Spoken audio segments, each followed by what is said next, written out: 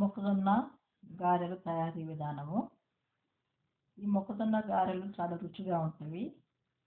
మనం ప్రతిసారి కూడా ఈ ప్రస్తుతం స్వీట్ కార్న్ ఎక్కువగా వస్తుంది మార్కెట్లోకి. ప్రతి ఒక్కరం కూడా దానికి బాగా అలవాటు పడినాము. ఇది రాకముందు మొక్కజొన్న గారెలు మన దేశవాళీ కాయలు అనేవి ఉపయోగించేవాళ్ళం. అయితే ఈ దేశవాళీ మొక్కజొన్న కంకులు సాధారణంగా రోడ్ల పక్కన కానివ్వండి కాల్చుకొని తినటం అలవాటైంది అందరికీ. కానీ వీటితోనే మనం గారెలు కూడా చేస్తే చాలా రుచిగా ఉంటవి. స్వీట్ గారెలు చేయవచ్చు, కార అంటే హాట్ చేయవచ్చు. కాబట్టి ఎక్కువగా నేను స్వీట్ ఇష్టపడతాను కాబట్టి ఈరోజు స్వీట్ చేసి చూపిస్తున్నాను. నేను ఇక్కడ 3 మొక్కజొన్న కంకులు తీసుకున్నాను. శుభ్రంగా గింజలు తీశాను. ఈ గింజలని మిక్సీలో వేసుకొని మంచిగా మెత్తగా రుబ్బాను.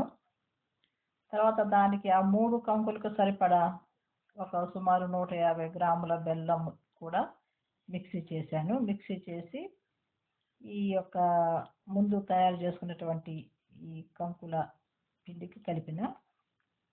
అయితే కంకులు పిండి కలిపేటప్పుడు మిక్సీ చేసేటప్పుడు బాగా డ్రైగా ఉన్నప్పుడు కొద్దిగా 1/4 కప్పు మిల్క్ కూడా కలిపాను.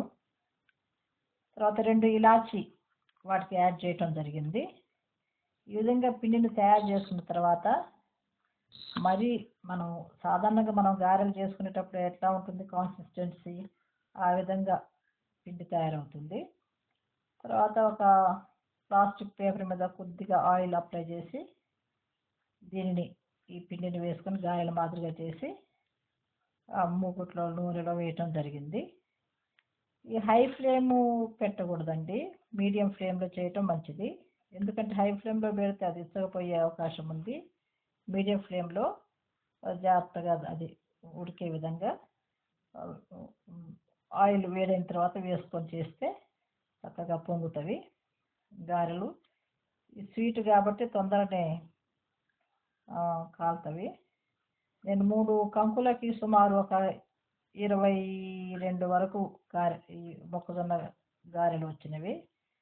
ఇవి చాలా రుచిగా ఉంటాయి. పిల్లలు కూడా చాలా ఇష్టపడతారు. మనం 2-3 తినేసరికి కూడా సరిపోతవి. కాబట్టి మీరు తప్పక దీన్ని ట్రై చేసి టేస్ట్ చూడాలని చెప్పి కోరుతున్నాను. Thank you. Please like, share, subscribe.